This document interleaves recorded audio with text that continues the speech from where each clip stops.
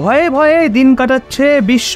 এখন সবার মনে একটাই প্রশ্ন ঘুরছে, ইসরায়েল কি ইরানের ওপর অ্যাটাক করতে চলেছে? আমরা সবাই জানি ইরান কিভাবে মিসাইল ড্রোন দিয়ে ইসরায়েলে হামলা চালায়, কিন্তু ইসরায়েল নিজেদের ডিফেন্ড করে নিয়েছে। যত সামান্য একটু ক্ষতি ইসরায়েলের হয়েছে, ওদিকে ইসরায়েল চুপ করে বসে থাকার দেশ না।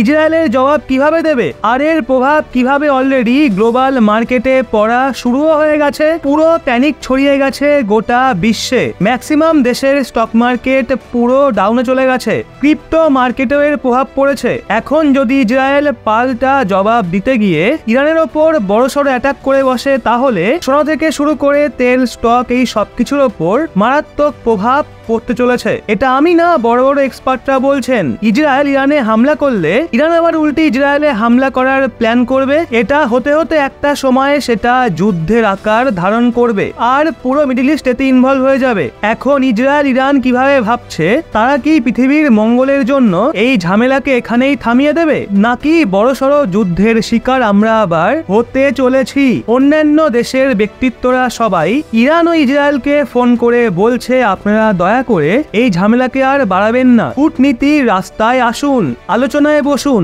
ভারতও ফোন করে এটাই বলেছে। এখন প্রশ্ন হচ্ছে, ইসরায়েল এখানে কি সিদ্ধান্ত নেবে? বিশ্বের বাকি দেশগুলো যা বলছে সেটা একদিকে, আর ইসরায়েলের সরকার কি ভাবছে সেটা একদিকে। কিন্তু ইসরায়েলের মিলিটারি যা যা স্টেটমেন্ট দিচ্ছে তা থেকে একটা বিষয় পরিষ্কার বোঝা যাচ্ছে, ইসরায়েল ইরানকে ক্ষমা করার মুডে নেই। তারা ইউএন ও অন্যান্য জায়গায় অনবরত এটা বলছে, ইরান তার আসল রূপ সবাইকে দেখিয়ে দিয়েছে। ইসরায়েল ডিফেন্স ফোর্স ইরানকে নিয়ে একটা ভিডিও রিলিজ করেছে। দেখুন ভিডিওটা, সিনারিওটা ক্লিয়ার হবে।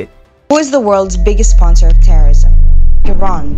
Over the past 4 decades, Iran has exerted its power and continues strengthening its proxies. Hezbollah, the Houthis, Hamas, and many corrupt regimes like in Syria and Venezuela, among others. Iran's axis of terror primarily operates through weapon and financial distribution. Iran recently increased Hamas's annual funding to $100 million, in addition to training Hamas terrorists. In recent years, Iran and Hamas have increased their partnership substantially, increasing Iran's internal involvement inside Gaza. Now, they are showing their real face, the architects of global terrorism. Iran বর্তমানে global financer of terrorism, Israel এটাই বলছে। ইসরায়েলের প্রতিরক্ষা মন্ত্রীও বলেছে, আমরা ইরানকে ক্ষমা করতে পারবো না, আমাদের রিটালিয়েশন করতেই হবে। উনি আমেরিকার ডিফেন্স সেক্রেটারি লয়েড অস্টিনকে রবিবার বলেছেন, ইসরায়েলের কাছে আর কোনো অপশন নেই। এ থেকে একটা বিষয় তো পরিষ্কার, ইসরায়েল বদলা নেবেই, কিন্তু সেটা কতটা ভয়াবহ হবে এটাই হচ্ছে ব্যাপার। আর ইরানে হামলা করার জন্য ইসরায়েল কাউকেই পাশে পাচ্ছে না। আমেরিকাও হাত সরিয়ে নিয়েছে।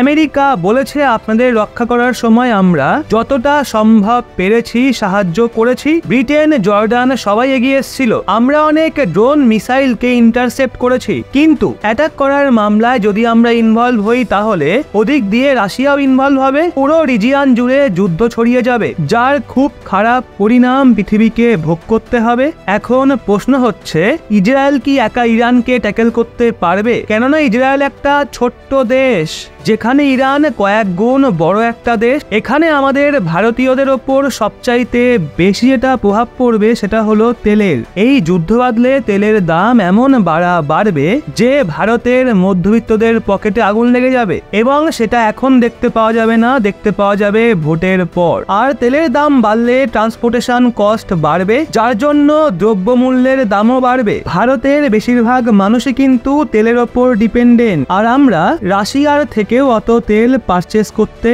পারছি না রাশিয়ান শিপগুলোর ওপর স্যাংশন লাগার কারণে। তাই সেক্ষেত্রে ওই রিজিয়নে যুদ্ধ বাঁধলে ভারতের সাধারণ মানুষরা নাজেহাল হয়ে যাবে। এই দিকে আমরা নজর রাখছি। লেটেস্ট কোনো আপডেট বেরিয়ে আসলেই আপনাদের জানাবো। পরবর্তী আপডেট রয়েছে শ্রী অমরনাথ যাত্রাকে নিয়ে।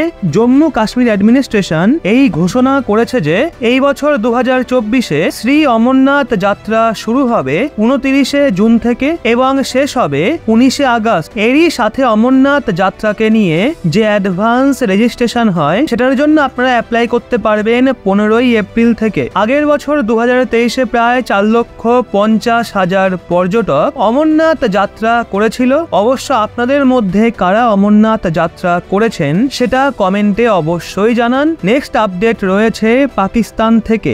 আপনাদের মনে আছে আজ থেকে 10-12 বছর আগে সরবজিৎ সিং এর কেস বেশ ভাইরাল হয়েছিল, যেটা নিয়ে একটা সিনেমাও তৈরি হয়েছিল। যারা জানেন না তাদের জানিয়ে দিই, 1990 সালের 28শে আগস্ট সরবজিৎ সিং ভুল করে বর্ডার পার করে পাকিস্তানে ঢুকে পড়েছিল। পাকিস্তান আর্মি তাকে প্রথমে বেআইনিভাবে বর্ডার ক্রস করার অভিযোগে অ্যারেস্ট করে, কিন্তু কিছুদিন পর পাকিস্তান পুলিশ তার উপর ফ্যাসলাবাদ এবং লাহোর বোমা হামলায় অভিযুক্ত হওয়ার কেস ফাইল করে, যখন 14 জনের প্রাণ গেছিল আর অনেকে আহত হয়েছিল। পাকিস্তান পুলিশ নিজের চার্জশিটে এই মিথ্যা অভিযোগ করে সরবজিৎ সিং পাকিস্তানে বোমা হামলা করে পুনরায় ভারতে ফিরছিল। প্রায় 22 বছর পর 2013 সালে পাকিস্তানের জেলে তার উপর ওখানকার বাকি কয়েদিরা হামলা করে এবং তার মৃত্যু হয়। আর তারপর পাকিস্তান সরবজিৎ সিং এর বডি ভারতকে হ্যান্ডওভার করে দিয়েছিল। এখন এই যে সরবজিৎ সিং এর ওপর পাকিস্তানি কয়েদিরা হামলা করেছিল, তাদের মধ্যে মেন ছিল আমির সারফারাজ, যে সরবজিৎ সিং কে হত্যা করেছিল। রিপোর্ট বেরিয়ে আসছে আগের দিন পাকিস্তানে কিছু আননোন গানম্যান আবার অ্যাক্টিভ হয়ে যায় আর তারা সরবজিৎ সিং এর হত্যাকারী আমির সারফারাজকে লাহোরে দিনের আলোতে অ্যাসাসিনেট করে 72 হুরের কাছে পৌঁছে দিয়েছে। আমির সারফারাজ 26/11 মুম্বাই হামলার মাস্টার মাইন্ড হাফিজ সাইয়াদের খুব কাছের বলে মনে করা হয় আর তার লস্করি তাইবা জঙ্গি সংগঠনের সাথেও লিঙ্ক ছিল। পাকিস্তান পুলিশ বলছে তারা এটা ইনভেস্টিগেট করছে যে এই আননোন গানম্যানরা কারা, কোথা থেকে আসে আর কোথায় বা গায়েব হয়ে যায়, কিন্তু এখনো তাদের হাতে কোনো ক্লু আসেনি আর না তো কোনো প্রমাণ তারা পেয়েছে। কিন্তু তারা যারাই হোক, স্যালুট জানাই তাদের, যারা এক এক করে ভারতের শত্রুদের থেকে বদলা নিচ্ছে। পাকিস্তান বলে এটা ইন্ডিয়ান ইন্টেলিজেন্স এজেন্সি অপারেট করছে। যদি সত্যি তেমনটা হয় তাহলে স্যালুট জানাই ওই দেশভক্তদের। পরবর্তী আপডেট রয়েছে লাক্ষাদ্বীপ দ্বীপপুঞ্জকে নিয়ে। যেমনটা আপনারা সবাই জানেন, রিসেন্টলি মালদ্বীপের সঙ্গে কন্ট্রোভার্সির পর থেকে